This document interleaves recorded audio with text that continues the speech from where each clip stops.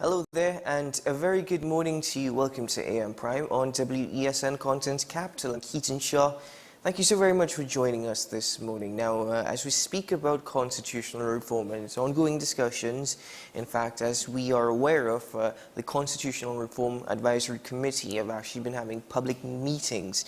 A lot has been expressed by the public and changes they think are necessary to our constitution that reflects a 21st century Trinidad and Tobago. That being said, at a forum hosted at the University of the West Indies St. Augustine campus, particularly the Department of Political Sciences, discussions over constitutional reform, one university lecturer who is actually the Deputy Dean at the Faculty of Law, Dr. Timothy Afonso, he spoke explicitly about his opinion as per the Savings Law Clause and what he thought of its position in our constitution here in Trinidad and Tobago. But it's something that you may be familiar with, at least the term of the Savings Clause. You may not necessarily understand what it is or its impact upon Trinidad and Tobago. So let's get into that discussion this morning as I welcome Dr. Afonso to AM Prime. Hello, sir, and thank you very much for joining us. Thank you very much, Mr. Shah. Good morning, and good morning to your audience. I think just starting from what you had, the context you've placed me in, I've seen a lot of public discourse on the issue of savings law clauses, and I think that's good. It's good that people are motivated to talk about things that matter to them. The concern is that people are speaking sometimes without fully understanding what the thing is. So I think events like this, events like the public debate, the panel discussion we had at UWI, those are important to help people understand what are the real issues that govern their everyday lives. Now, when we think of the Constitution, it tends to usually be based in a context of people who are lawyers, who are politicians, who are technocrats or policymakers, and it does not really filter down to the man on the street. Unless we have, and I don't think it exists in social studies or anywhere in our primary school or secondary school curriculum where the Constitution as an instrument is looked at by students. So therefore, we end up with adults who may not be familiar with what it means, even though they may be familiar with the word, the Constitution. Now, but a constitutional reform process in the context of a citizenry that may not be familiar with the instrument, and then say, tell us how to change the Constitution. Let's have a meaningful dialogue on constitutional reform. It's just not going to happen. It's not going to be productive. So when we are looking at the Constitution, we start at the beginning. We read the preamble, and there were things that Dr. Harak Singh spoke about the preamble. But when we move a little further into the Constitution, the thing that most people can identify with is the idea of the death penalty. That is what Savings Law Clause tends to attach to most frequently, and it is the catchphrase in that particular narrative. But the Savings Law Clause is so much more than that. The easiest way to explain the Savings Law Clause is imagine there was a rope that extended from the colonial power to the independent nation. That is the Savings Law Clause. It preserved laws from when we were a colony and transferred or kept those laws in place to when we became an independent nation. The idea was to facilitate a smooth transition from colonial, from being a colony to being an independent nation. However, because of that, and I need to read it for you, so you need to understand what the wording of our Savings Law Clause is. Please do, yes. Section 6 of our Constitution, I mean, the Constitution can be a little bit cumbersome at times, but read the document. It governs all of our lives. And if we have an opportunity to speak about it and to comment on how to change it, we need to know what it says. Section 6. Nothing in sections 4 and 5, that's our Constitutional Bill of Rights, nothing in the Bill of Rights shall invalidate, that means it cannot erode or override an existing law. That means a saved law. The consequence of that means that if we had a law in pre-independence time that says the death penalty is a mandatory punishment for murder, even if that conflicts with the right to life or the right to due process or equality before the law, then it cannot be challenged. In essence, our colonial existence, our history lives on in 2024. Mm-hmm. So that continued presence of, and I dare say, of a colonial power that has outlawed the death penalty, we fight to preserve it as if it is inherent and indigenous. It is not. In fact, our independence... Sorry, yes, Mr. Bishop. No, not that, Dr. Afonso, because the very first thing that came to mind in your explanation there, and might I say it's quite profound, is the savings law clause and its clash with the Bill of Rights. So here you have a bill that actually says these are your rights. It's enshrined in the Constitution, yet it cannot challenge anything due to the savings law clause. Isn't that a contradiction in itself? I totally agree with you, Mr. Shan. Perhaps you may have been a lawyer in your previous life. Because Professor McIntosh, who has passed away, he is a foremost leading regional expert in constitutional law. In his book in 2002, entitled Caribbean Constitutional Law, he writes, the savings law clause is at tension with the fundamental rights provisions, exactly what you have said. They fight. And it is not only that the Independence Constitution has put provisions in that fight internally. It is that we have saved laws, pre-independence laws, that are in constant conflict with the principles of our Bill of Rights. And it is because of that, Professor McIntosh said, that when you are speaking about savings law clauses, you have to remember that it indulges a very restrictive and crabbed reading of some of the more critical fundamental rights. And he said it should therefore be removed. Mm-hmm. Now, I'd like to quote actually from the Honourable Mr. Justice Adrian Saunders, President of the Caribbean Court of Justice. During the 5th Caribbean Judges Forum last year, he started his presentation by saying the interpretation of Caribbean constitutional savings clauses yields consequences that are profound significance. I have a basic understanding based off of what you've explained thus far, and linking it to what the Honourable Justice would have said. But could you please expand a bit more on that as per the significant and profound consequences of the interpretation of the constitutional savings clauses? Yes. So I'm happy that you raised Justice Saunders because he comes at the heart of the contemporary interpretation of constitutional law in the region. In fact, Justice Saunders, Professor Robinson, and Professor Balkan, they've written a textbook on fundamental constitutional law, and they wrote that savings law clauses immunize laws that were in operation at the date the Constitution came into effect from judicial challenge, that the law might infringe a guaranteed right. Mm-hmm. So let's take, for example, perhaps the most topical or commonplace one in society, and that's the death penalty. Mm-hmm. If you find yourself convicted of murder in Trinidad and Tobago, the court has no discretion. It must impose the mandatory death sentence.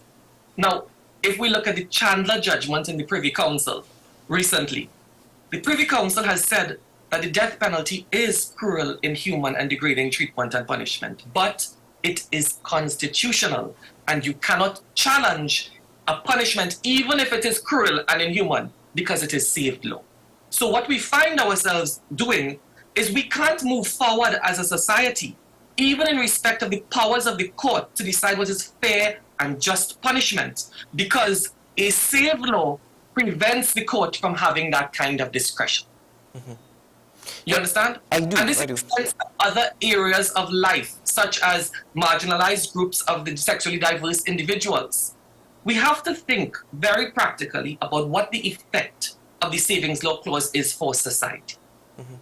Anyone who decides that the savings law clause should not be abolished, it should not be removed if we were drafting over a new constitution, we have to ask that person, what is the benefit that you gain from retaining archaic laws that restrict the rights of the individual. Well, Dr. Alfonso, I was just about to ask you at the forum, you're quoted as saying that the clause was simply meant to be a transitionary clause to allow for laws to exist from when we were a colony, as you've explained this morning.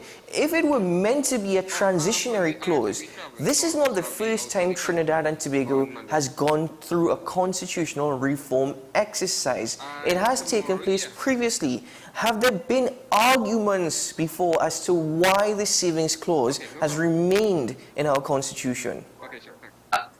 Mr. Shah, the irony is in the 2006 draft constitution by principles of fairness, it actually replaced the savings law clause with a modification where it said that if it is that a law is in breach or inconsistent with the savings law clause, that saved law will be made consistent with the Constitution. So in essence, rather than having the Constitution subject to the savings law clause, the 2006 draft Constitution made the savings law clause subject to the Constitution. So it placed it second to the Constitution. So it's not a new idea. In fact, the previous drafters and all the constitutional commissions that went before clearly said that the savings law clause needs to be removed. It's not a new idea. And the point that you raised about this transition, that transition was reflected in the Belizean constitution, which said, post-independence, the savings law clause will only be valid for 5 years. So they recognize that it's not meant to exist this long. So, Mr. Shah, I think the point you're coming to, and I think it is glaring, why has it stayed on the books this long if everyone keeps saying when they are tasked with the challenge of reforming the Constitution, they remove it? Why is it still on the books? Are there different types of savings clauses if we speak about constitutions, especially within the Caribbean and independent Caribbean nations? Are there different types of savings law clauses? Yes. There are general savings law clauses like we find in Trinidad, and this means that all laws that are saved, they are protected, as opposed to the special savings law clause, which attaches only to specific rights. So those are the two main types of savings law clauses that exist in the region. The general savings law clause, like Trinidad, tends to exist in the older constitutions of the region, whereas the special savings law clauses came in after. Now, bear in mind that across the region, there has been a promotion of constitutional reform. We see it in Barbados, we've seen it in Jamaica, in Belize. So those constitutions have been modifying how their savings law clause looks. And I say that in Trinidad, where we have an opportunity yet again to engage in constitutional reform, that we should benefit from seeing how the systems have worked elsewhere and also taking advice from the constitutional experts who say the savings law clause keeps us trapped. The underlying issue here is, this is my view. This is the view of other constitutional experts. But is that really what people want? And that really is what constitutional reform is about. Do we think that the removal of the death penalty is something society wants? Do we think that expanding our Bill of Rights or allowing every individual in society to fully benefit from their rights, is that the goal of a Trinidad and Tobago society in 2024? Or are we perfectly fine with having laws bestowed upon us and that we've kept from the colonial master some 62 years ago, and that still reflects who we are as a people? If that's the general consensus, if that is what people think, then you keep the savings law clause. However, I don't think if we were to have a meaningful conversation with the citizens of the Republic, that we will find that the savings law clause is consistent with the values that we hold dear. I think it goes back to how you actually, introduced this conversation, where you're saying we're having an exercise, but people may not fully understand or know the Constitution of Trinidad and Tobago. And the case of Chandler that the Privy Council ruled on in 2022, actually, that is the last time anyone heard of a savings law clauses. In fact, memory probably would not even allow people to actually remember that. However, in this conversation as well as constitutional reform, we have heard of people expressing the need or desire for us to move away from the Privy Council and more so towards the CCJ. That being said, now, I know time is limited and we cannot get into all the tenets nor all the arguments, but what is the CCJ's approach to the savings law clauses versus the JCPC's approach to the savings law clauses? Yeah, Mr. Shah, again, your fingers on the pulse of the conversation. The CCJ has said in the Nervais-Severin judgment a very different position from that of Chandler. Because unlike Chandler, that had a hands-off approach, and the court's position was that's not for us to do, even though it's unfair, Chandler said, that's for Parliament to fix. That's not for the judiciary to fix. The court in Nervais said that, and it was multi-pronged and it's a technical argument, but ultimately what they were saying is that the Constitutional Bill of Rights provides for the protection of the law. But when you have a mandatory death penalty, it restricts the court from being able to properly protect, to have protection by the law. And they felt that the savings law clause needed to be modified to the extent that it was consistent with the constitutional provisions. It did not have a deferential view to separation of powers. So we see that in Nervais and Severin, the court has no fear in dealing with the savings law clause if it is inconsistent with the Constitution. Chandler has a hands-off approach, which is consistent with the line of authorities coming out of the Privy Council. So when we think of, and I know this is piggybacking on whether the CCJ should replace the Privy Council, this is really a reflection, and let me stay away. I was going to say, Bob Marley said, emancipate yourself from mental slavery. We have to get our minds around the idea that we are independent and we are a republic. And what does that look like? Is it normal for an independent nation that has the option of an indigenous appellate court sitting in our capital to use still the British court? Is that what we see as ourselves, for ourselves? The idea of reflection is something that I think Trinidad and Tobago citizens need to engage in. Who are we in 2024 and what do we want for ourselves? Personally, I am a supporter of the Caribbean Court of Justice. If they were good for all our regional courts, we have chief justices, Court of Appeal judges from across the region now sitting in a final appellate court, and there are challenges and arguments about their independence and their bias and political persuasions, when there were no allegations of such a bias when they were sitting in their national courts. So my personal view is that each individual needs to really interrogate the challenge and the fundamental objection that they have to the Caribbean Court of Justice, which in my view has really spearheaded the law, not only in the area of human rights, but in all aspects of civil procedure, criminal procedure. They have demonstrated that they are from the region and they know what is best for the region. And Dr. Afonso, I think that is the first time I've heard somebody actually make an argument with points and with facts in this entire debate about the CCJ or the Privy Council. But moving further in this conversation, in your opinion, given what you've expressed, to a certain degree, removing the savings law clauses from our Constitution pushes us further to completing that cycle of independence. That's exactly the point. And I don't know if 62 years after our independence, we are ready to actually break from those bonds. And I use the word shackle because our colonial history is tied to a period of such inhumanity and injustice. So the idea that an independent republic would take the view that we should hold on to laws that have been outlawed by the colonial power, I just think is absurd.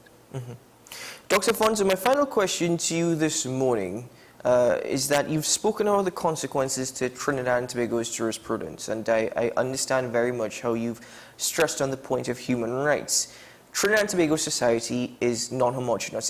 In fact, it's sophisticated, and as society evolves across the world, they become more sophisticated. That being said, however, is it really only human rights that the saving law clauses really impact upon, or is it more than just that? Well, the savings law clause really is attaching to our Bill of Rights. So it's preserving the laws, and any law that is inconsistent or any right that it is inconsistent with cannot be challenged, or the law cannot be challenged on the basis of a breach of a right. So really, it's a fundamental rights provision. But when we think of everything we do in society, it's rights-based. It's the citizen being the beneficiary of a right and the state respecting or having a duty towards that right. So I would say that it in no way minimizes the argument by saying that the Savings Law Clause really at the heart focuses on a rights discussion. I know I said that was my final question. You see, the thing is that I know the judiciary, the legislature, they have a responsibility to ensure that all existing laws are actually modified and actually approaches society as society is. As I expressed, we are a very sophisticated society. But we saw this taking place in Jamaica. Is there a need for more vocal, consistent debates among law associations, among the press, amongst those in the judiciary, to speak about bringing justice back home to the Caribbean? Yeah. So I think if we're talking about the issue of the Constitution, see the Constitution as a tree, and the roots go deep into society. Until everyone sees the importance of the instrument, of that document, in the way the American society comfortably speaks about their First Amendment rights. Until we have people who can say, no, Section 4B provides for this, and the state can't do that. And look at what happened in the Chandler decision. Until people can really articulate their rights in an informed way, we are really left at a place where these discussions exist only in ivory towers. And there are people who may have different views to me, Mr. Shah. I am not the be-all and end-all on this particular issue, but these are my views. And the point I'm making is that if it provokes people to speak out and say, well, I disagree with Dr. Afonso, then that is good. Dialogue on constitutional reform is important. Then we can truly understand what people see for themselves and where that, after all the dust settles, where we are as a people and what we want that document to look. Certainly, indeed. Dr. Afonso, thank you very much for your contribution, not only to the forum, but also to this morning, and for willing to share your time in educating the public. As you mentioned, we have this exercise taking place, but we may not fully understand or be aware of the instrument that is the Constitution. So thank you very much, sir, for your time this morning. You're most welcome, Mr. Shah. All the very best. Dr. Timothy Afonso, Deputy Dean of the Faculty of Law, UWI St. Augustine Campus, joining us on the program this morning. And as I mentioned, I'm most pleased that we were able to have this conversation, getting into the facts, but Dr. Afonso also spoke to details and to how a Savings Laws Clause actually impacts upon the Bill of Rights, for example. It's a clash, isn't it? And I think it's very, very important to take heed of what Dr. Afonso said, where we need to have deeper conversations and we need to have greater awareness and education taking place. That being said, ladies and gentlemen, that's what we're here for on AM Prime, so we're always grateful for our guests and their presence. Let's take a break here on the program now. We've got some bills to pay, and when we return, we'll get into some more conversations this morning. We'll be right back.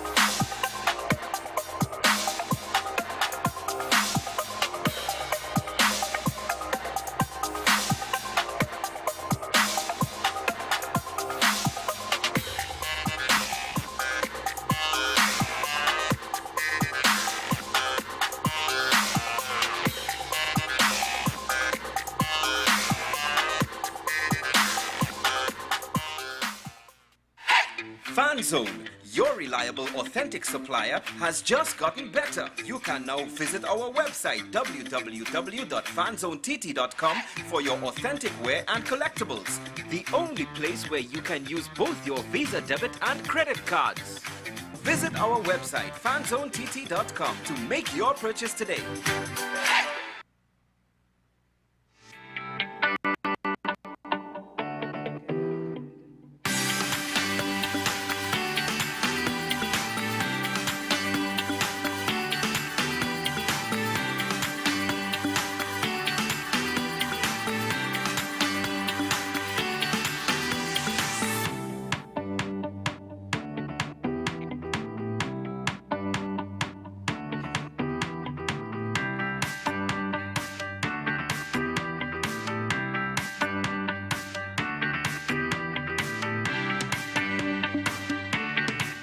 Folks, we're back and better than ever.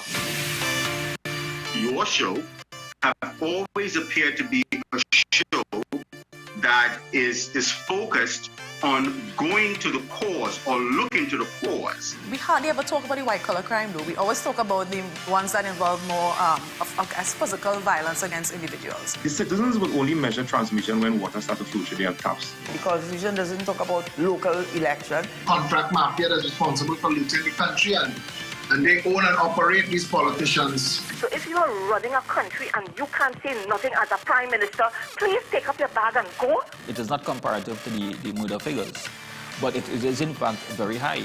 I believe he's protecting certain individuals.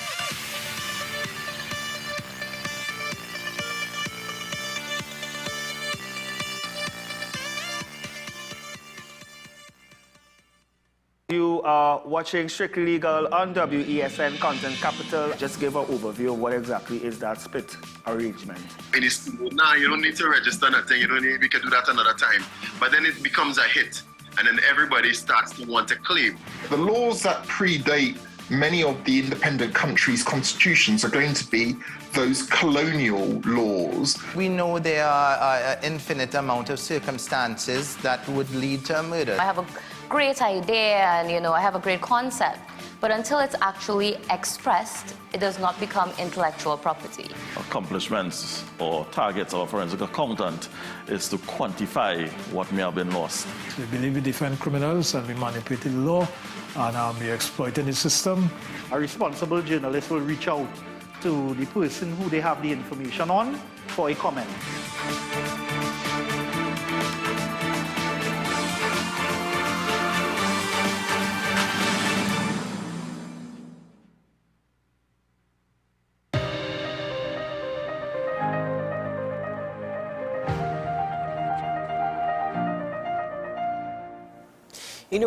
In my last discussion, we spoke about bringing justice back to the Caribbean, and that's been the focus point of a lot recently, Caribbean-centric.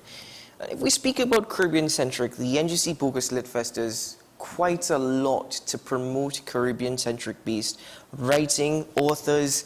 In fact, the workshops and discussions, and I must admit, I have not made it as yet. I've been given invitations, so you're allowed to chastise me for that. But we must say, we're glad that we're able to support the NGC Bogus Lit Fest by having these discussions on a morning. And part of the festival actually promotes young readers to be more involved, get more involved in the art of reading. And I say it's an art because reading opens up a whole new world for you, a whole new opportunity. The NGC Children's Bogus Lit Fest, it's a month-long storytelling caravan around the country, Saturdays throughout the month of March and April, plus readings, creative writing workshops and performances by children's authors, storytellers, and performers alongside the main festival. So the Bogus Lit Fest will run from the 25th to the 28th of April 2024. I think I'm due to be corrected on that date, but never mind. I welcome, well, it was due to be 2 guests. I think I've got a 3rd one this morning. Let me first introduce Miss Alette Liz Williams. She's the marketing and media manager of the Bogus Lit Fest. Hello there, Miss Williams, and welcome back to AM Prime. Good morning. It's a pleasure to be here. So thank you for having us. Thank you so much for joining us once more. And to the 2 guests I see also joining us this morning. First off, Miss Melvina Hazard. She's the Children's Program Manager of the Bogus Lit Fest. Hello, Miss Hazard. Welcome to the program. Good morning, and thank you for having us here this morning. And please introduce the guest who joins you this morning. So this is Zali. She's the newest member of the Bogus family. And her full name is Dragon Zelda Bogus, but she prefers to be called Zelly. And she's here to teach children, you know, the love of reading and just, you know, encourage them to read and write. Well, hello, Zelly. How are you doing this morning? I'm fine. Thanks for joining us, Zelly. I think this is incredible. Folks, this is the best way to start your day. Anyway, let me start with you, Miss Williams. This is the 14th year that the NGC Bogus Lit Fest is taking place, and it's quite a feat for a literary festival. Could you please tell us more so about the history, the vision behind the event, and this annual festival, incredible in its 14th year? Well, let me start off by saying that the NGC Bogus Lit Fest has been sponsored by the National Gas Company of Trinidad and Tobago Limited for the entirety of the festival, which means that when Dr. Marina Salandi Brown had this as her brainchild to make sure that Caribbean voices are heard, create a space for people who write our stories to be able to be recognized, and for those who live these stories and want to engage with, learn from, grow with, and just understand how they too can tell their stories. When she created that space with a small group in her living room, it's really come quite a long way. And that idea, that vision was made possible by NGC, but also it came to fruition because this is really what we want for Caribbean Voices, right? We want the world to know us, hear us, and know that our voices, our authors, our writers, our readers, their voices matter, their stories matter. And so we're in our 14th year with 150 writers and participants, 80 events plus strong, doing what the vision was 14 years ago. Couldn't be prouder to be a part of it. And we look forward to the, hopefully, fingers crossed, the decades and decades to come with the festival and just exactly what it aims to do, what it focuses on. I want to come to you, Ms. Hazard, actually, because before we even get into this year's Children's Festival, could you please tell us a bit about the storytelling caravan that has been taking place across the nation for the last few weeks? Well, the Storytelling Caravan precedes the main festival, and we go all over Trinidad and Tobago to 10 locations. So we are almost at the end of the caravan. Last week we were at Debe, and we are going to Princestown, and we are going to culminate the caravan at the Children's Festival at Nales. And the purpose of the caravan is to inspire children with storytelling, to promote the love of reading and writing, and also it's a kind of Scouting for Talent mission where we conduct storytelling workshops, where we do a story creation workshop with the children, and then following that we produce a book at the end of the year, and we make it available for the children and the family. So Zelly, how have you been enjoying the storytelling caravan over the last few weeks, and how have you been interacting with all the kids and also exploring Trinidad and Tobago? I love it. I love children and I love to read. Zelly, do you plan on writing, do you plan on authoring any books of yourself anytime soon? I sure do. I hope I get one of those copies, Zelly. Just remember, we have a good relationship going here, so you'll have to come on this show and do an interview when you author that book. Miss Liz Williams, the festival, as you said, the festival has been going for 14 years. In fact, what's incredible is that it never even stopped during the pandemic. It just speaks to the value of the festival and what it brings to existing and potential audiences. How have you been able to maintain your brand and reputation throughout this period, though? Really good question. So the thing is, because our writers don't stop telling their stories, and because people who read and do literature in all of its manifestations, because the NGC Bogus Lit Fest and the Bogus Lit Fest, we do year-round programming, actually. So some of the things aligned with NGC's vision, and some are just what the Bogus Lit Fest does itself. So we hold year-round workshops, we hold the Family Reading Circle, which is a children's thing. We have the NGC Bogus Youth Fest, which is aligned to youth, capturing that young audience. And then we have several events throughout the year. So by the time the festival comes around, we have so many on-call and standby writers, readers, and literary performers, because we also have the First Citizens National Poetry Slam. So those who express literature in the oral art also have an opportunity to be able to participate in the festival. So by the time the festival comes around, in whatever format that it takes, the festival really already has a willing and ready audience. And so everyone else that joins on comes on and they're like, wait, we have something like this in Trinidad and Tobago. So every year we keep growing from strength to strength, which is why I believe it's a true testament to why we have not stopped and will continue to grow. I actually remember our conversation not too long ago about the poetry slam. But yes. I've also noticed that part of the program presents a list of workshops that are available that are coordinated by local, regional and international experts. Could you just please expand on that and tell us a bit more about some of these workshops that have been made available throughout this festival? Well, we have about 6 workshops. I'll just point you to a few because I want people to be able to go to the site and choose what's for them. But we do have a workshop on science fiction writing for people who are interested in world building and creating that whole sci-fi space and reading, and people who love that sort of literature.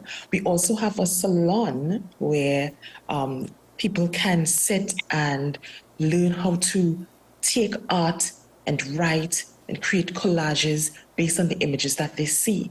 So it's an intertwining of art and writing for people who are just interested in that. So you can see that the festival is not just for one type of person or people who want to read and Shakespeare and all of these things that we think is literature. There is literally something for everyone. And once you go up on our website or look at us on Facebook, Instagram, X, even TikTok, where they are now, you will see a slew of all of them. And they're only $100, just a nominal fee to enter.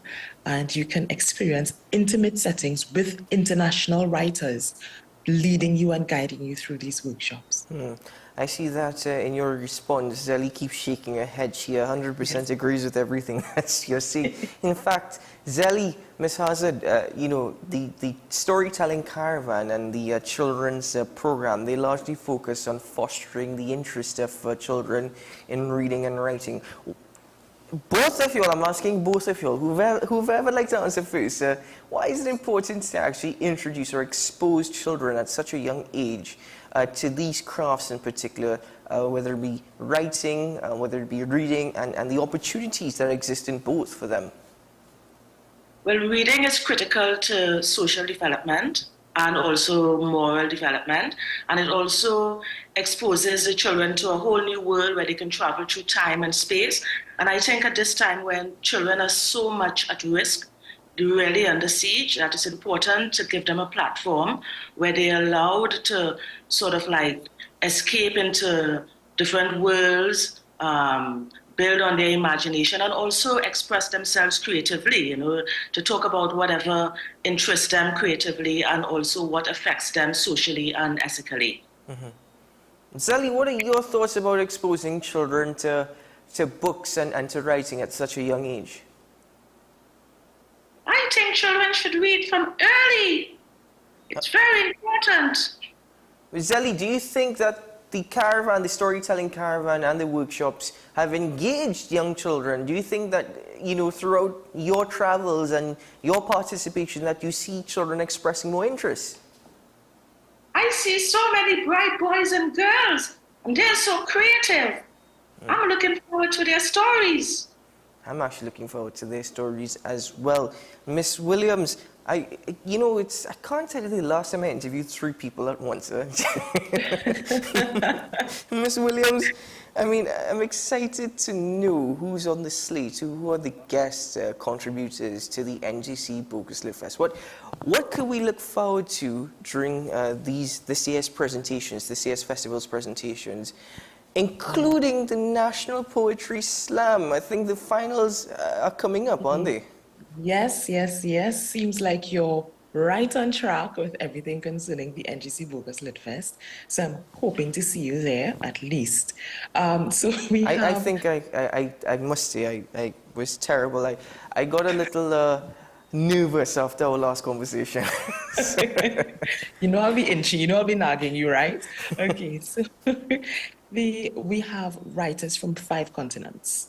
Dion Brand, which is our most highly and critically acclaimed author, will be here at the Big Black Box and also in event streaming. So people who can't come into the festival, please know that you can watch much of our festival programs online. So tune in on YouTube and Facebook. I just needed to plug that. But yes, it's better to be there in person.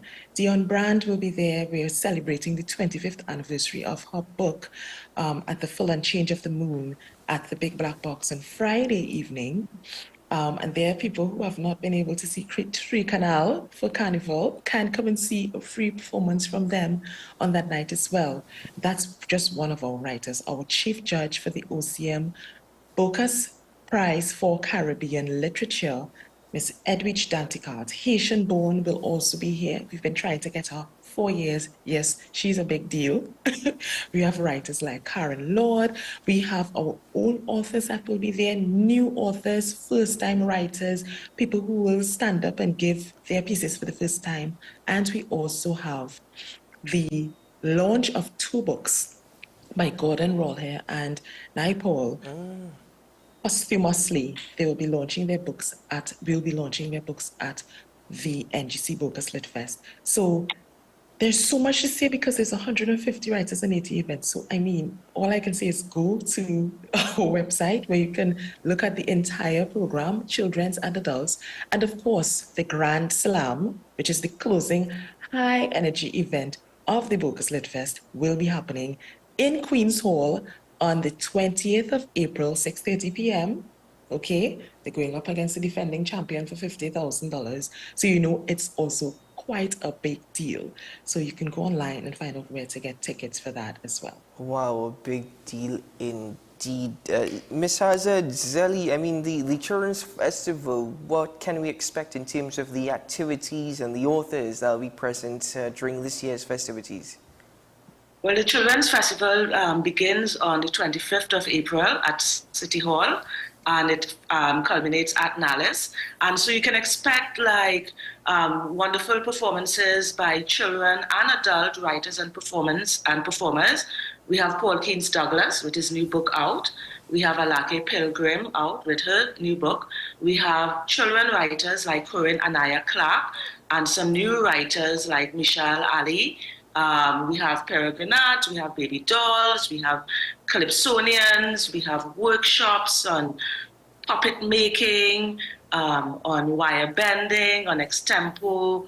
We have family read aloud sessions with Let's Read TT. We have a wonderful, very full-packed program for adults and children.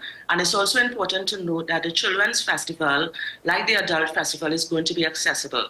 So we welcome people of all levels of disability. So we have provisions for mobility issues. If you're on the spectrum where light and sound are an issue, we have a comfort zone.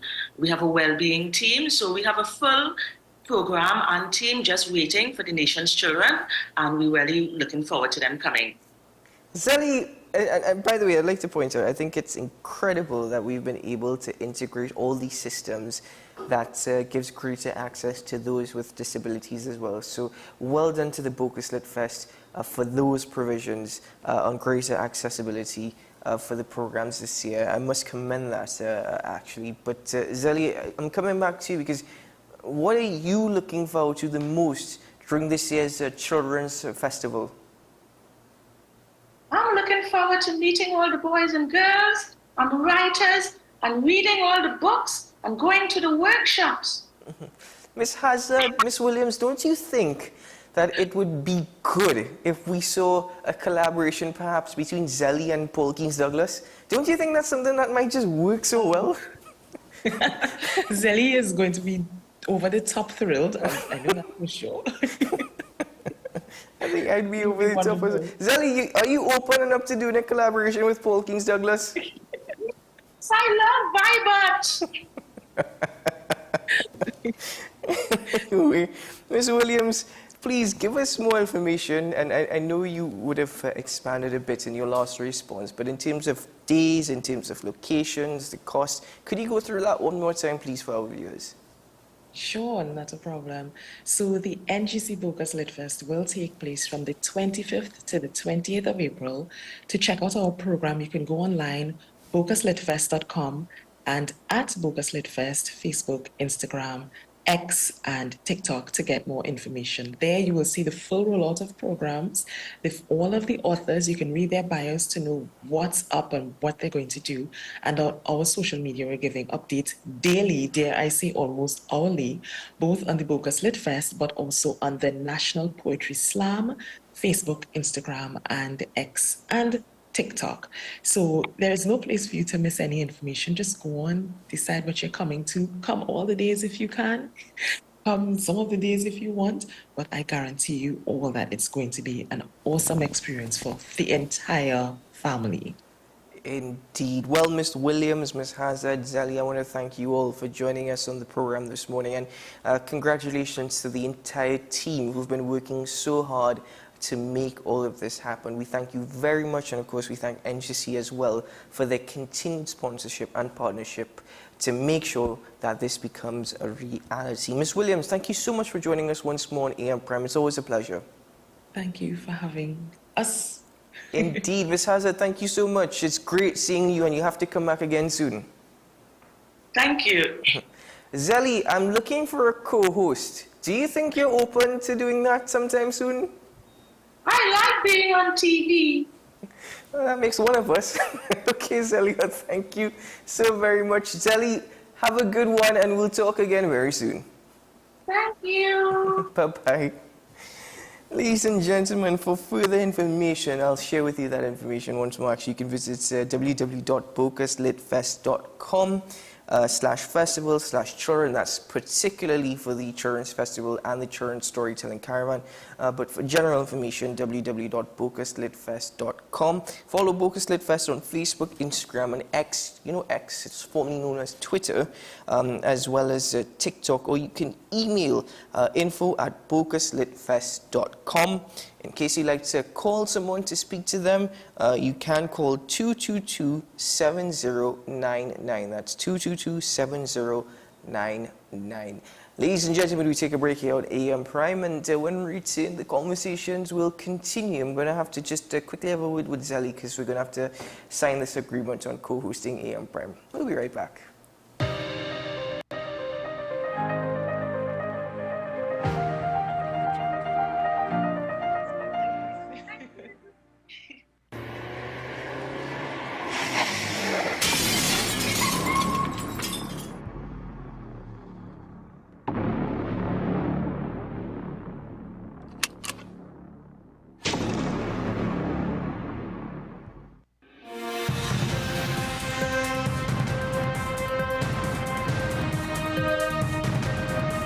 7 is out, all day is in. WESN News on the hour.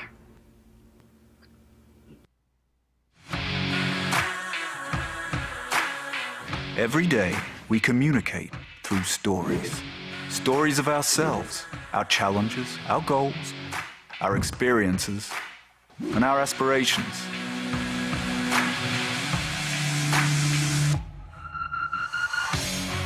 Storytelling is an art that we have mastered.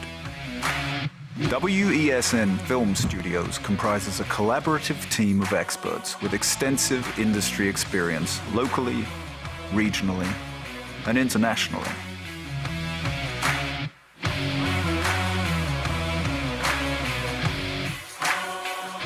The ability of your business to successfully communicate with your preferred audience depends on the strength of the stories you tell.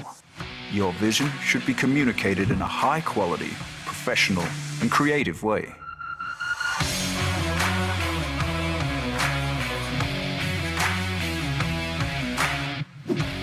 From concept to post-production, advertising to film, multi-camera productions, live events, streaming and virtual conferencing. We are WESN Film Studio. Let your own unique voice be heard and your vision realized. Call us today at 628-5835 for your next production.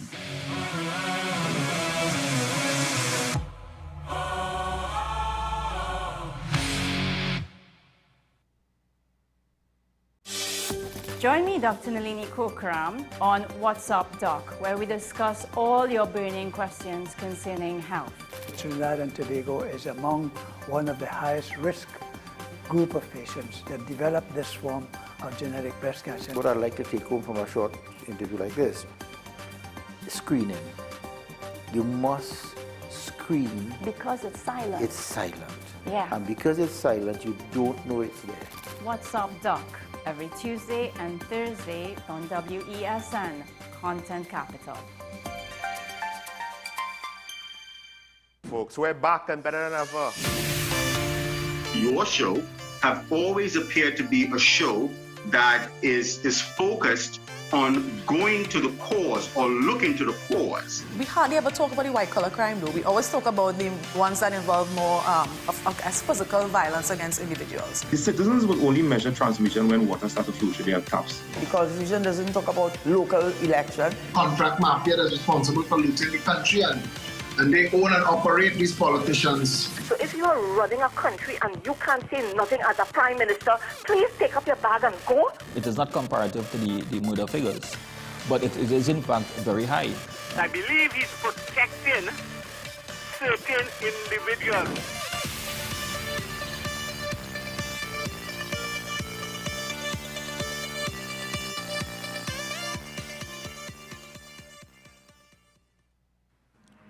My name is Karma Mirage. As a lifelong entrepreneur, I often share the benefit of my experience with our young innovators and small businesses. Just as I strive to guide others, our Constitution must also foster an environment for citizens to thrive. This begins with education catering to diverse learning styles and extends to establishing frameworks that support new enterprise. But are we doing enough? Constitutional reform needs your input by 15 April at constitutionalreform2024.gov.tt. It's your future, your constitution, your voice. Coming soon to WESN. Pastor J, I want to get a tattoo. You really respond to me. Respond to me how you would respond to me. The first question I'll ask is why? Controversial taboo topics. We get so consumed by church, we forget that we have to live the life of being a Christian outside of the Sunday. Like you say, services. we think going to a service makes us a Christian. Exactly. Yeah. Right. So we are about to hear the second time Pastor J wanted to take a tattoo. Would have been late last year and early this year. Oh gosh. Hope Unfiltered podcast with Pastor J and Ren.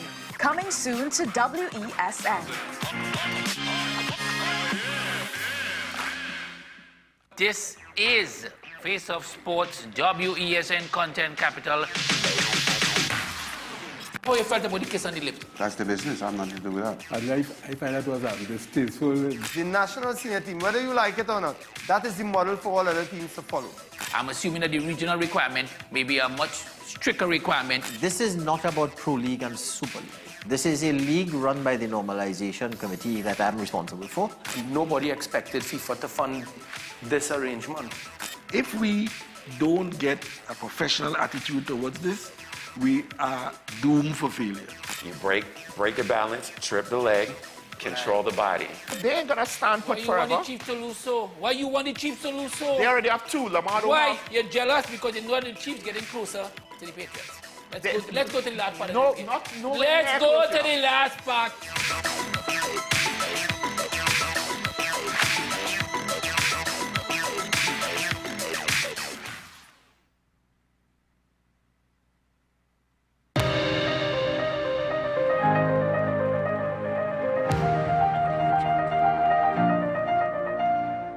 Welcome back to the program, ladies and gentlemen. Thank you very much for joining us once more. Now, we had a conversation earlier this morning about the savings law clauses that exist within our Constitution. And part of that discussion, it was raised that we often hear that in reference to the application of the death penalty here in Trinidad. Now, the use or the application of the death penalty has been a controversial topic for quite some time. In fact, within the years gone by, we've actually heard members of the business community speaking for the need to, quote-unquote, bring back the hangman.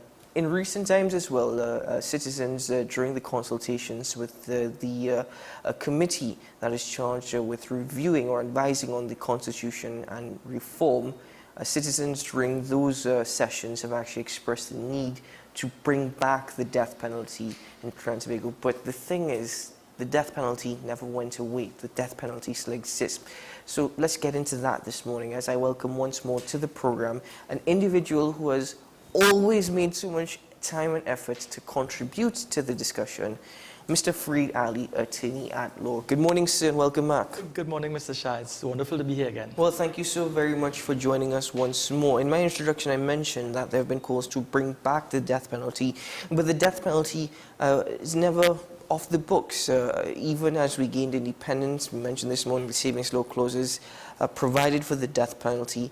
It's referred to as the mandatory death penalty. That being said, what do the laws actually speak to in regards to the application of the death penalty here in TNT?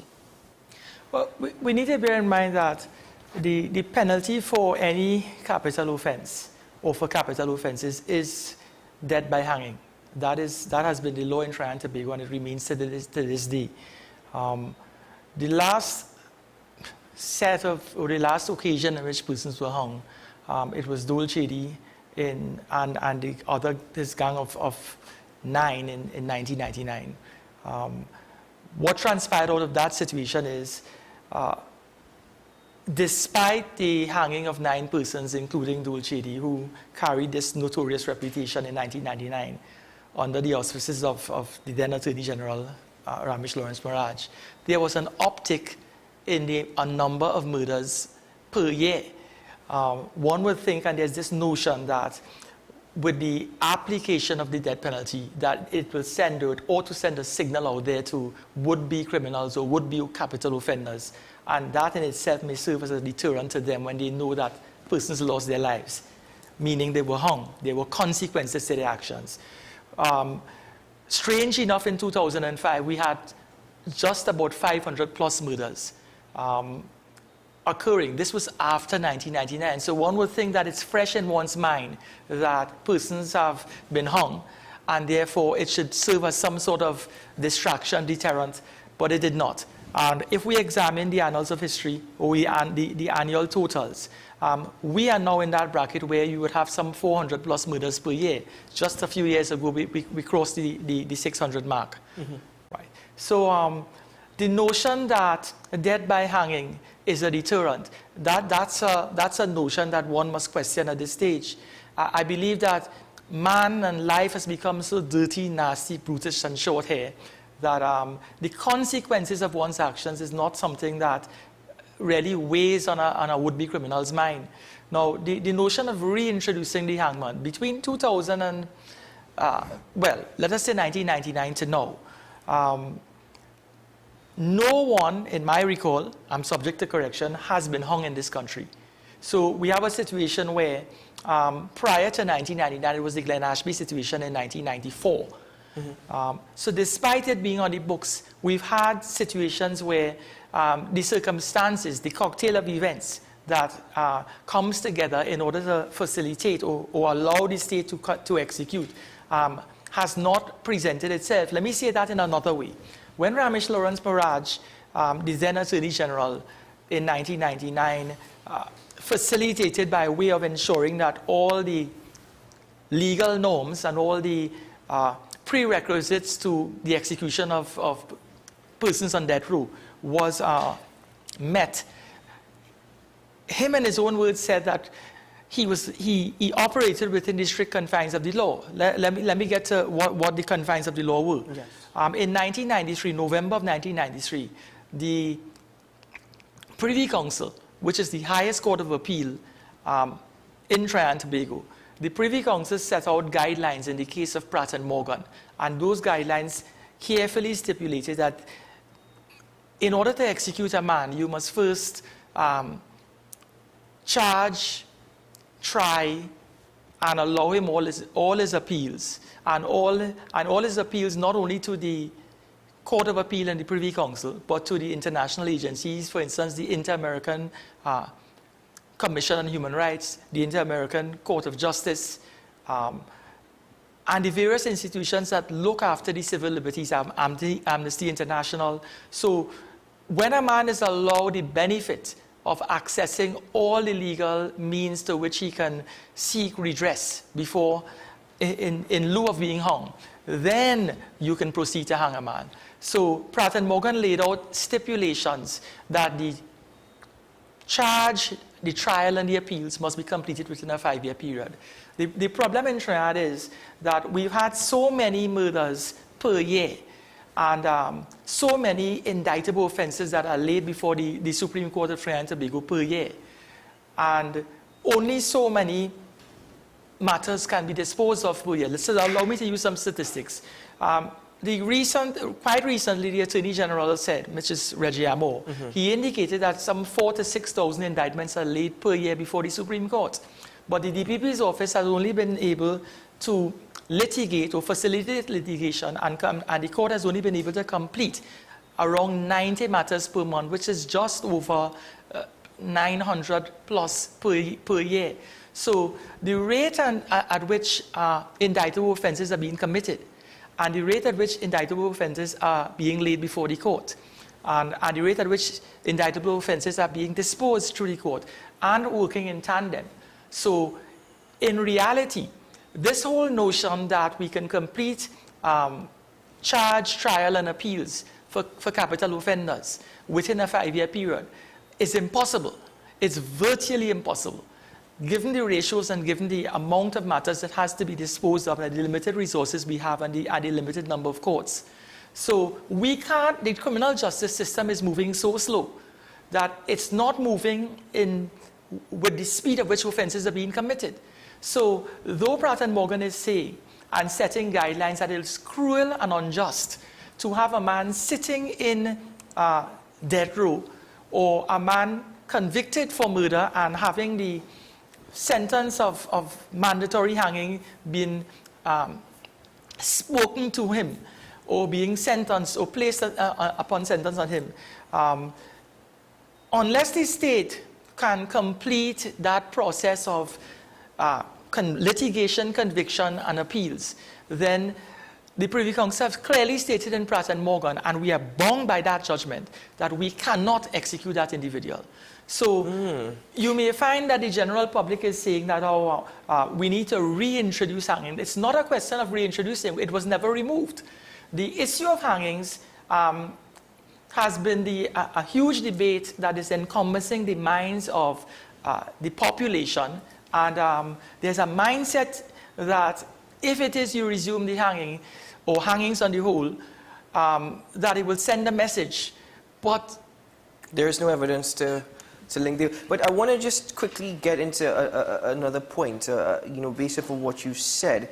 The former Attorney General, that is Faris Arawi, in 2015, he insisted that the death penalty was low. He actually wondered why it had not been applied within recent years, hinting that institutional strengthening was probably needed. In fact, I quote from him in 2015. He says, "I certainly intend to apply the death penalty, which is the current law in Trinidad and Tobago, through due process. The point is making sure that due process works efficiently." So you've said it. It was never off the books. It's also Pratt & Morgan that has had a major impact in terms of the application of the death penalty. When the former Attorney General spoke about due process working efficiently, is that what he was referring to? Well, the Attorney General, Faris Arawi, in 2017, addressed his mind to the fact that prior to 1999, there were just about less than 100 murders per year. And by the year 2005 and moving forward, and in current time, we're looking at 400 plus per year. His mindset is that having taken a page out of the blueprint of Ramesh Lawrence Maraj. Proper case management of each person who is sitting in that row, and at that time it was some 32 persons.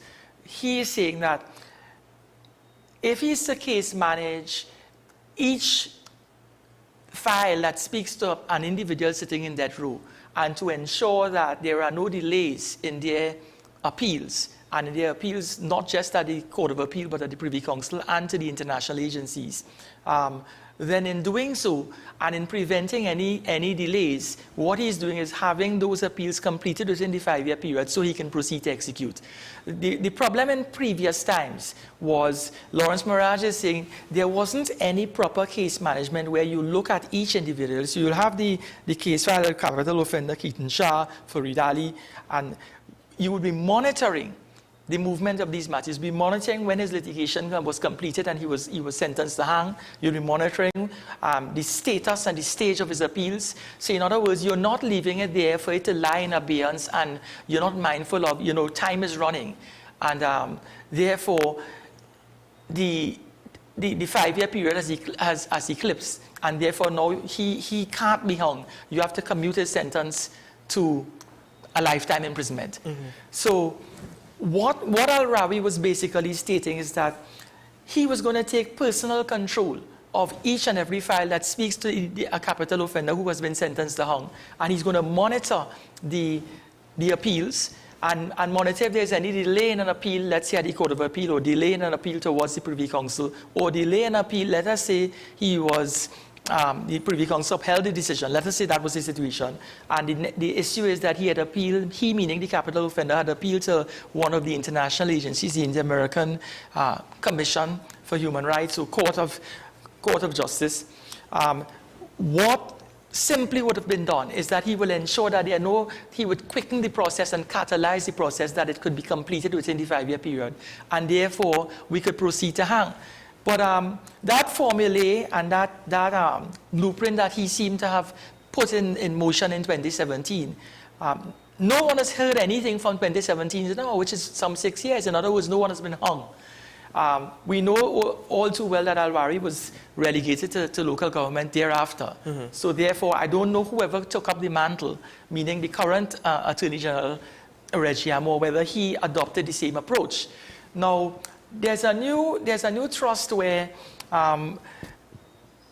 it appears that the drive to replace the Privy Council with the Caribbean Court of Justice is a means to, I wouldn't say getting around, having to live with the limitations of the rulings of the Privy Council, get around Pratt and Morgan, but certainly there is an increased enthusiasm, particularly coming out of the mouth of the Prime Minister Keith Rowley, where he's saying that it's high time the Trinidad and Tobago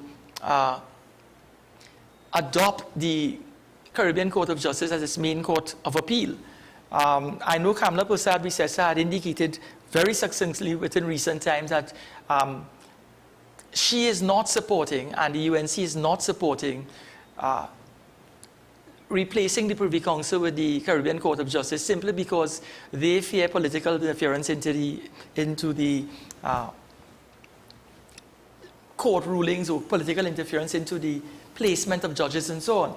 Now, of course, that creates a different kind of dialogue, but what is the significance of replacing the Privy Council with the Caribbean Court of Justice? The significance is this. We had a situation where Dennis Byron, the second president of the Caribbean Court of Justice, he had said as way back in 2011 that when we look at the Caribbean Court of Justice, the persons who appoint or responsible for appointing judges at the Caribbean Court of Justice, it's a regional judicial and legal services commission. So in other words, the Caribbean people, and in this case that applies to the Trinidad, and they ought not fear that a politician could influence who becomes judge, or influence a judge in any way in terms of calling a decision in their favor. In other words, there should be and there ought not to be any interference with in the judicial process. But what Byron is saying, and in making his point, he clearly brought to the attention of the court that there was this case of Boyce and Joseph in 2005, a Bajan case, where two guys they appealed the conviction for murder that was read to them. They were part of a group of 4 that was responsible for the death of a 5th person, and 2 pled to the lesser account of manslaughter and were sentenced to jail, and 2 decided that they were going to trial. They were both convicted, and having been convicted, the situation was that they had the rights of appeal. They were limited in some ways in terms of how quickly the appeals could be heard. But what happened is, while they were applying to the Barbados Privy Council, which is the Mercy Commission there, and they were simultaneously applying to the Judicial Committee of the Privy Council. Remember, bear in mind, this is 2005. What transpired was the decision that was made was a decision to hang. They had subsequently applied to the Inter-American Commission for Human Rights to make a decision in relation to their situation. The Bajan government or the Bajan state recognized that they did not ratify the unincorporated treaty that binds them to the application of listening to what the International Court of Human Rights has to say, or the National Commission on Human Rights. To say all of that in a different way. Dennis Byron said that the CCJ can be trusted to do the right thing. They will not be influenced, because it was the CCJ who upheld that despite the fact that the Bajan state had the right to proceed to execute, they ruled that it is only proper that all the legal norms that are necessary for a man to exercise his right to life, meaning simply appeal a death sentence, that should be honored. So in other words, the Caribbean Court of Justice in its ruling clearly underlined that it's prepared to not fast-track a hanging process, not to encourage hangings, but simply to do what the law allows. And even if it is a man is sentenced to hang, they are saying that that man should be allowed to exercise his right to all legal redress on appeals, even if you are appealing to Amnesty International, if you are appealing to the International or the Inter-American Human Rights Commission or Court of Justice, you should allow him all of that privilege. In other words, a man must be able to exercise every possible avenue to save his own neck. Now, if we were to look at it in the reverse, had the Caribbean Court of Justice been a court who was pro-hangings, they simply could have said, well, these unincorporated treaties that binds states like Barbados, where they had given an undertaking that they will honor the tradition of allowing a man to appeal to the Amnesty International and these civil bodies. They're not going to go against that trend. They gave an undertaking internationally through their treaties, and they, being a signatory to a treaty, that they will allow that benefit to persons on death row. The CCJ ratified that, if we may use that term. In other words, they endorsed it and they promoted it. So I think there's the mindset that the Privy Council is the only body that can truly lend its voice to being unbiased and being balanced and not having any, not being influenced by politicians who influenced by the need to increase hangings, that the CCJ, the Caribbean Court of Justice, parallelly and consistently stands on the same level. Now, if it is we were to examine the editorial out there, there's the Archbishop, Jason Gordon. He had recently made a pronouncement that the Greater Caribbean for Life, that institution, that is in fact supported by the Catholic Church, that they are pro-life, meaning he, the Archbishop, similarly underlined that the Pope Francis, the Catholic Church in Trinidad and Tobago are all pro-life and pro-trying to rehabilitate offenders, and they see the execution of an individual as denying a man's right to life, and that in itself, to deny another human being's right to life, is improper. So where we are is the dialogue in the public space is not just arising out of a political notion. It's arising within the civil bodies. It's arising amongst the churches. Not everyone is pro-hanging. Not everyone stands behind that. If it is you look at the global trends, clearly there's been 170 countries in the world that have, and when I say countries, 170 countries are what we call abolitionists. There are more countries in the globe, within the globe, who are against the death penalty, meaning they have removed it altogether from their criminal justice mechanisms, compared to 55 countries that are retentionists. Ironically, the 13 Caribbean countries form part of that 55. And those Caribbean countries being Antigua and Bermuda, the Bahamas, Barbados, Belize, Cuba, Dominica, Guatemala, Guyana, Jamaica, St. Kitts and Nevis, St. Lucia, St. Vincent, Grenada, and Trinidad and Tobago. Those form part of 55.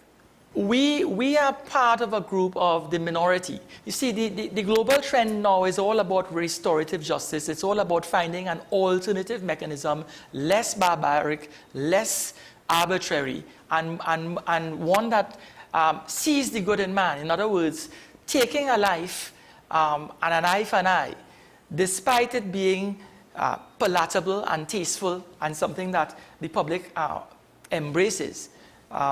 The trend moving forward is to shy away from sin and try to work towards changing the mindset of the persons who are on death row. One of the reasons has been that if you examine the amount of persons that stand before the court, not every time a jury makes a decision, the jury makes a decision and a correct decision. There are innocent people that are hung, there are innocent lives that are lost. Sometimes new evidence presents itself years after the fact. Sometimes new technology reveals DNA results, scientific results, fingerprint results that may very well, if applied after a man is, his sentence is commuted to life, he may find that, the new evidence may result in him being released from prison, meaning that you may find the true killer. So, Mr. Ali, sorry, let me ask you, have there been ever any attempts in Trinidad and Tobago, beyond just civil society, but by politicians to actually remove the death penalty from our constitution? I get the impression that is not the case, even given what the former Attorney General most recently in 2015, 2017 expressed. But have there ever been any attempts that you can recall? There's nothing on record and no one on record that has parliamentary-wise sitting in parliament, and that has been so simply because our electoral system and our parliamentary system, it really hinges on the fact that the politician becomes a slave to the party that he represents. When you sit in parliament as a PNM or you sit in the parliament as a UNC, yes, you're a parliamentarian, but the chief whip and the allegiance to party is so strong that you have a collective responsibility to stand on your own or stand behind your government or stand behind the alternate government, which is the opposition. Very rare do people go against. Now, I know that when it is the vote to determine who should be president was cast, within the ranks of the UNC, 3 persons went against. But that's just an example and an exception that proves the rule. There's a general tendency to toe party lines when it comes to certain positions. There's a constant fear because of the religious pressures in Trinidad and Tobago to stand behind what is popular, which is the mindset of the Trinidadian, the mindset of the people out there is that we should resume hangings because the society has gotten out of control because of the inability of the state to execute. So a politician, when he sits down there, tends to toe the line. He has never really stepped forward. I'm sure in the heart of hearts of each and every individual out there must be somebody who believes that the abolitionist position, that it ought to be taken off the books, may be something that they would entertain, but that sort of position may not go down well or be popular with the general population. Because it seems as though the general population speak in favor of the application of the death penalty, at least based off of what we heard from various business owners during the constitutional reform exercises. I think what we need to understand on all is the issue of the death penalty. There have been theories and ways to look at it or to reapproach the situation from a different point of view. Professor Ramesh Deosaran and recently Senior Counsel Israel Khan both spoke of in the introduction of first, second, third degree murders. And they're saying that for the most heinous offense, where somebody is a gang member, a gang leader, persons are killed through contract killing, simply it's a brutal act of murder where somebody executed another person, and it's a straight situation of hate. That person should be subject to the highest and the most profound sentence, which could be death by hanging. But there are circumstances where people kill and it's not their intention to kill. Murder is the intention to kill or the intention to cause serious harm. Not every occasion that somebody loses their life or someone loses his or her life, that the person who may be responsible for their death intended to kill. There are instances where we've had housewives in altercations with their husband, may have caused injury to the individual, and he may have, as a result of that, he may have died.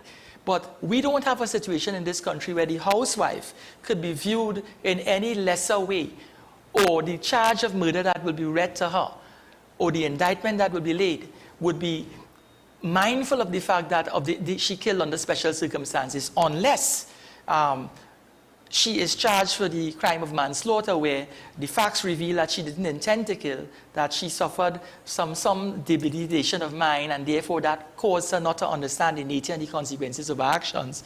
Or she may have been provoked on some level, but provocation is not a complete defense. So when we examine the nuances, and we examine what we call in law the mens rea and the actus reus, and the various bits and parts that come together in order to prefer a murder charge, you have to examine it from the position of what was in the mind of the individual who committed the act. Now, Israel Khan and Ramesh Deosaran both said that the introduction of first, second, and third degree murder is going to categorize levels of murder, and some levels may be bailable. Now, we have a situation now where there's a general tendency to apply bail for murder, but it has to be special circumstances and special situations presenting itself in order for that bail to be granted. Now, the birth of the notion or the concept of first, second, and third degree murder, meaning categorization of murders, was not born in the mindset or in the loins of Deosaran and Israel Khan. Under the NAR government, as way back as 1988, there were senatorial presentations which suggested that we should establish a commission to make a determination as to whether the death penalty should persist. There were contributions in the upper house from Amrika Tiwari, recently deceased judge. There were contributions from Alan Alexander, another lawyer. There were contributions from various persons. Eventually, a commission was set together with Elton Prescott, Senior Counsel, being the head of the commission. Prescott Commission, 1990. And Linda Babalal sat on that. And recommendations were made as far back as 1988 to introduce different categories of murder. And these things lay in abeyance. So the dialogue we're hearing now, the editorial that is in the public space, this is just a replication of things that had existed in the public space for some time. Now, allow me to say this. In 2011, when the People's Partnership had ascended into government, they attempted to pass what we call the Capital Offenders Bill. And the then People's National Movement that sat in opposition, they opposed the passage of the Capital Offenders Bill. The Capital Offenders Bill was a piece of legislation that the People's Partnership envisaged would allow it to treat with the issue of hangings and treat with the issue of the death penalty and treat with the issue of capital offenders, people who commit heinous crimes, in a quicker manner, in a more efficient manner. But like everything else, when you're in opposition, you find everything wrong with something. Yeah. And when you're in government, you think you have all the solutions. So the tables have turned. When we're hearing now that the UNC has been fighting with the PNM in terms of not cooperating with them in order to have legislation passed into being to deal with crime. It was no different when it was the reverse position when the partnership was in power.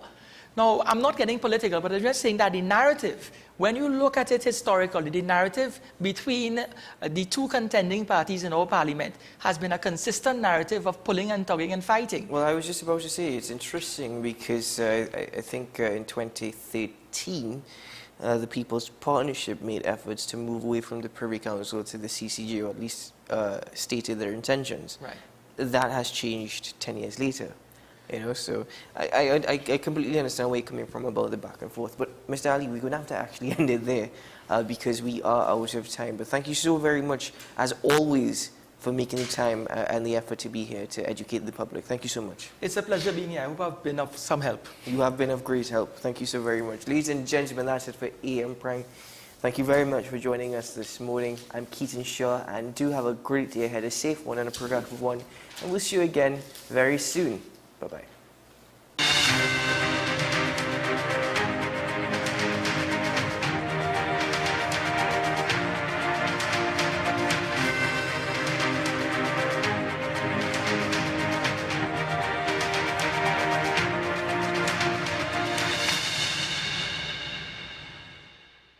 Imagine a world where arguments don't exist. CICR is a full-service conflict resolution company that offers mediation training and workshops for all. In 2024, our 40-hour workshops are back, giving you all the tools you need to become a certified mediator in Trinidad and Tobago. Want to know more? Call us at 768-6778 or visit our website. Let's work together to make the world a better place. Every word, every line, every paragraph depicts a real moment in someone's life. A father, a sister, a mother, a brother. We at Newsday are dedicated to you, the people, and through independent, unwavering journalism, strive to always bring your stories to life. Because your stories are more than just words. Newsday, independent and credible. The newest book is here, Closer to the Church, the debut novel by author and former Mayor Louis Lee Singh. Available at all the Home Store branches, Barataria, West Mall, Shogunas and C3 San Fernando. Paper-based bookshop 10 Nook Avenue St. Anne's, WESN 30A Gattaca Street Woodbrook, Metropolitan Bookshop Ariapita Avenue Woodbrook, and all RIK bookstores nationwide. Available online as paperback on Amazon.com and Kindle for e-readers. For more info, call 628-5835 or 389-6504. Also available from author Louis Lee Singh, I Used to Live in Heaven, Letters to My Granddaughters, and Local Government in Trinidad, Conspiracy Against the People.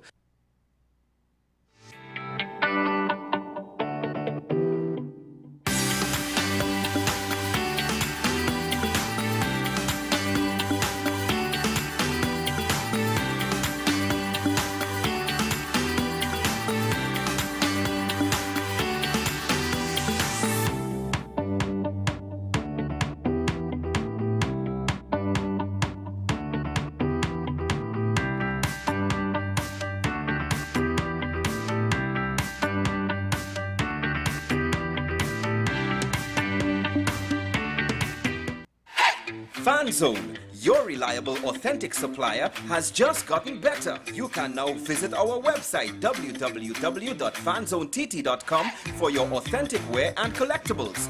The only place where you can use both your Visa debit and credit cards. Visit our website fanzonett.com to make your purchase today.